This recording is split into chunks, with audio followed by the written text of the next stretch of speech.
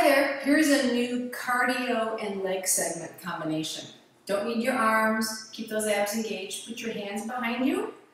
I'll do the first one slowly. We're gonna do a little baby squat here. Then you're gonna squat out to the left, toes point face forward, squat on that left leg, come back, both legs together. Squat to the left, long right leg, and together. I'll do 6 more. There's 6, home is 6. 5, here's from the side, 4 and 4, to the left and 3, to the left and 2, squat and squat. Now we're going to go to the right, sit down into it, to the right, long left leg and home.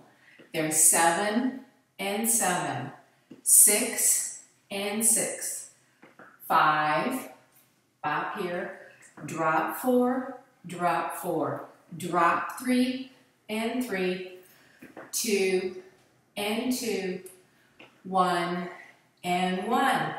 That's it. Easy to execute, but woo, you're really going to feel your heart and you're going to feel your legs too. Double whammy.